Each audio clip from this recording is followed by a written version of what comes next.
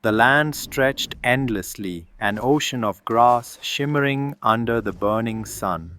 Volcanoes smoldered in the far horizon, their dark plumes whispering that the earth was still young, still restless. Forests of giant trees lined the rivers, where crocodiles larger than any man alive waited silently, their yellow eyes breaking the surface of the water like demons from another world. It was 2 million years ago, and the planet was both cradle and grave for its earliest humans.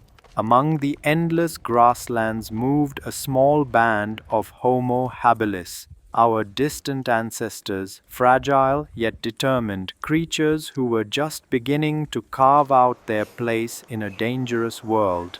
They had no permanent homes, no villages, no walls to guard them. The sky was their roof, and the earth their bed, and yet among them flickered the very first spark of humanity, family, love, and the desperate need to protect their young. The tribe numbered no more than 20. They were thin, their bodies wiry, their hair long and matted. Their faces carried both the wildness of animals and the curiosity of children.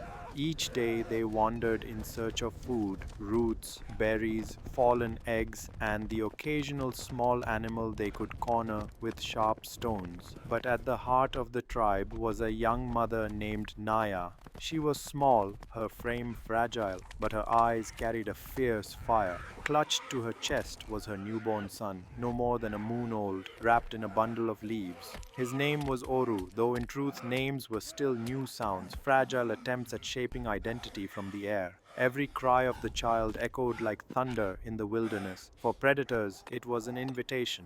For Naya, it was a constant prayer that her child's voice would never be the last thing she heard. Beside her walked Kar, her mate. He was stronger than most, his shoulders broad, his arms scarred from hunts and battles with wild beasts. His hands were rarely empty. One always gripped a heavy branch sharpened into a crude spear. He did not walk only as father or hunter. He walked as shield. Shadows in the grass. That morning, the tribe moved along a riverbank. The air was heavy with the scent of rain, and the ground soft with mud. The women plucked roots from the earth while the men scanned the distance for threats. Children clung to their mothers' legs, their eyes wide, their laughter nervous. Suddenly, a rustle moved through the tall grass. The tribe froze. Kar raised his spear, his nostrils flaring. Naya clutched Oru tightly, pressing his small head into her chest. Out from the grass slid a figure, low, muscular, spotted with golden fur, a saber-toothed cat, its fangs curved like ivory blades, glistening with saliva. It did not rush, it did not need to. Its yellow eyes locked onto the weakest among them, the mothers, the infants. A hiss rippled through the tribe. Stones were lifted, sticks raised, but the beast only circled, its tail twitching. The people were not prey who ran blindly, they were prey who stood, prey who had begun to learn. Kar took a step forward, his body trembling but firm. He shouted, a deep guttural sound, echoed by the other men. The cat crouched, testing them. For a moment, time froze. Then, with a flick of its ears, it slipped back into the grass, disappearing as quickly as it had come. But the message was clear. The world watched, waiting for a single mistake, the first fire of fear. That night, the tribe huddled beneath a rocky cliff. The moon was full, bathing the land in pale silver light. The children whimpered, the memory of the predator still heavy in their minds. The adults formed a circle around them, their backs to the wilderness, their eyes never closing fully. Naya rocked Oru gently, whispering soft sounds that were half lullaby, half prayer. Her heart ached with the knowledge that if Oru still listened, she had nowhere to hide beneath, no walls, no fear. Her only defense was her love, Kar's spear. Suddenly, the silence was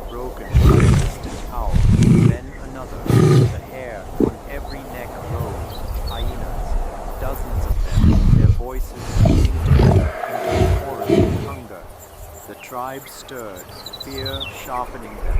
Kaa gripped his spear tighter, moving to the edge of the circle.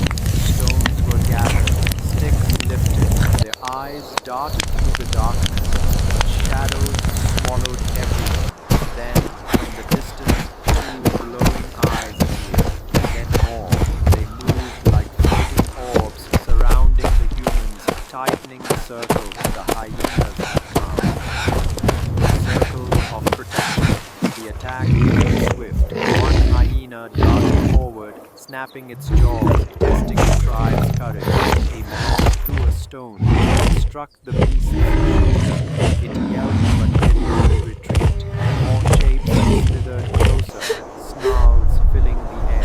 Naya held Oru against her, her entire body curled like a shield. She whispered his name again and again, as though repeating to keep him safe. Kaa stepped in front of him, spear raised, his chest rose and fell with heavy breaths, but his eyes were stay, his voice growled, a sound more commanding than words. The hyenas lunged, screams straight through the night, spears jabbed, stones cracked against skulls, blood sprayed as teeth tore into flesh. One of the older men fell, his leg clamped between a predator's jaws. The tribe roared together, their voices merging into one, primal and desperate. For every step, hyenas flew forward, shoved back, not as lone prey, but as a single body, a single car struck a beast full in the chest, his spear breaking through the bone. Another desire, but two bullets hit it back with heavy branches pulled from the forest. Lightning struck between the eyes. The smell of smoke filled the air, sharp, alien, powerful. The predators recoiled at the sight of flame. The tribe, wide eyed, realized something profound. Fire was not just light, it was burning, it was shield. The hyenas slunk back, their snarls fading into the night, their glowing eyes swallowed by the darkness. Silence returned, the silence of survival, not peace. When morning came, the earth smelled of blood and smoke. The old man who had fallen was gone, his body carried away in the night. The children cried for him, though they had no words for grief. Yet, as the sun rose, painting the grasslands gold, something unspoken filled the tribe. They had faced the beasts together, they had saved their young. Naya looked at Oru, still alive in her arms, his chest rising and falling with tiny breaths. Tears welled in her eyes, tears of both exhaustion and hope. She pressed her lips to his forehead, whispering, "Live, live, little one." Kaa stood beside her, his broken spear in hand. He stared at the horizon, where smoke still curled from the burned branches. In his chest, he felt something new, not just fear, not just hunger, but determination. They were not the strongest nor the fastest, but they had each other, and in their unity, a new future was being born. The first humans had defended their young, and in doing so, they had taken one more step toward becoming something greater than prey. They had taken one more step toward becoming human.